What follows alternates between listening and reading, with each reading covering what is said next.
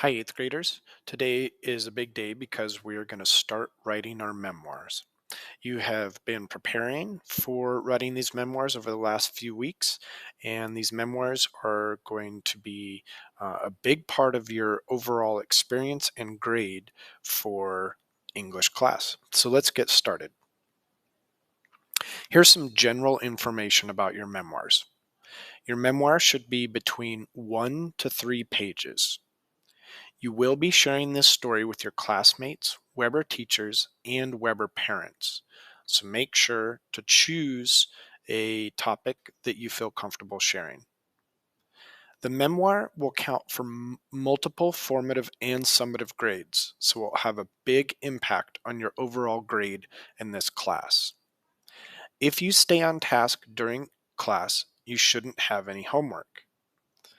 If you miss a day, check Google Classroom and make sure to do the work for that day because you don't want to get behind in this process. Before I outline the schedule for writing your memoirs, I want to ask you to please get a personal picture for your Spark page.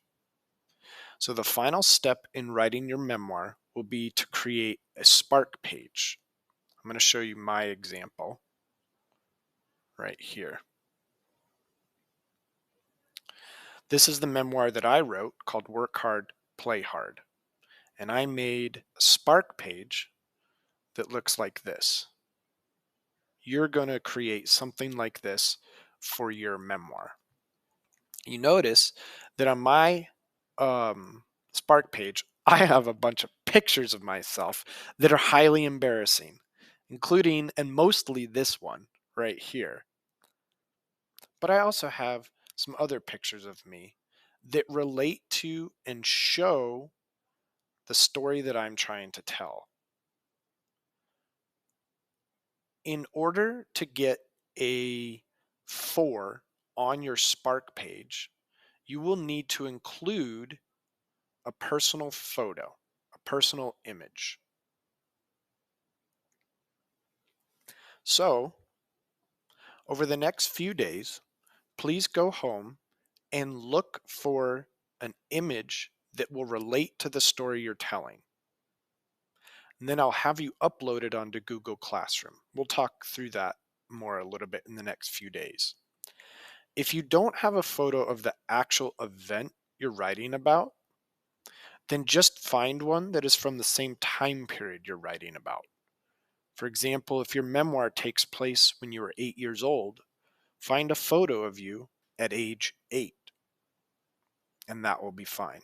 But again, in order to get a 4 on the Spark page portion of this, you will have to have at least one personal picture.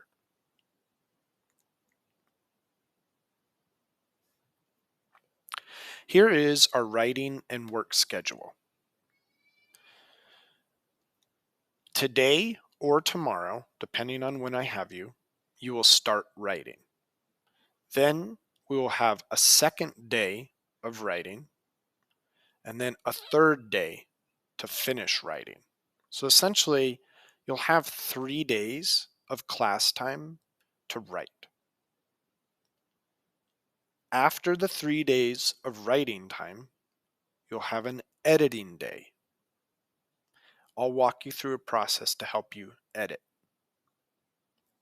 Then, after the editing day, you will make a Spark page. Again, I'll show you how to make a Spark page. If you are in red day, your memoirs will be due at the beginning of class on Thursday, September 28th. So it's about 2 weeks from now. If you are in black day, your memoirs will be due Friday, September 29th at the beginning of the period.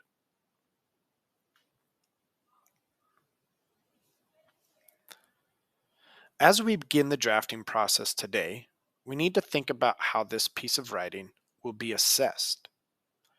I'm going to show you the checklist that I will use to assess your memoir. It will be available to you on Google Classroom to use as a tool as you move through the editing and drafting into the revision process. So let's look at that checklist now.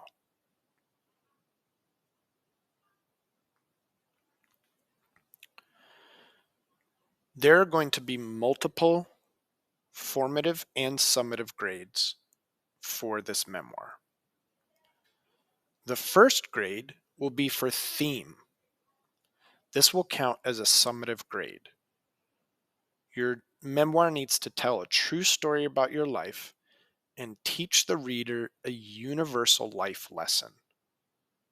That means something that they could apply to their own lives in most situations. Your memoir needs to inspire your readers to think about their own lives and experiences and consider how your theme relates to them. That will all count as your theme grade, which will be a summative grade. You will also have a summative grade about development and details. For that grade, I'm going to be looking for you to use details that support your theme. You should be developing complicated characters who change and or who change others. So for example, you want to show how in this experience you changed or grew or learned something. That will count as part of the craft grade. You will also need to write in scene rather than summary. That means including things like action, emotion, dialogue, sensory details. And I'm going to show you specifically how to do that next class. But you will get a summative grade for development and details covering those craft things. You will also have a summative grade. Oh, sorry, it jumped down a little bit. Let me scroll back up just a little. There we go. You will also have a summative grade for conventions. This is things like spelling, punctuation, and sentence structure. I will walk you through an editing process that will help you make your final product a really well-written and organized and edited piece of writing. So conventions will count for a summative grade. You will have a separate summative grade for how you do during writing group meetings. So this will be about how you perform. Do you share your work and then change, revise, and improve your piece based on feedback from your group? It will also be assessed on how you listen to your partners and give them feedback on how to improve their work.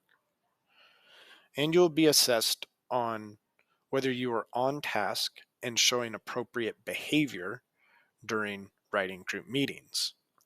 All of that together will count as a summative assessment. Lastly, you will have a formative grade for the Spark page.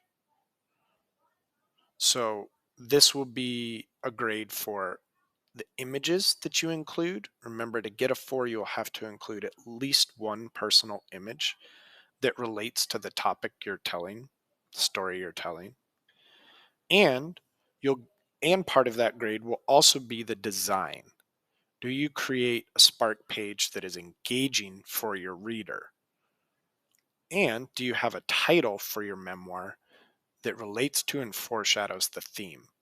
Don't worry too much about the Spark page yet. We'll get there, and I'll show you specifically how to do that.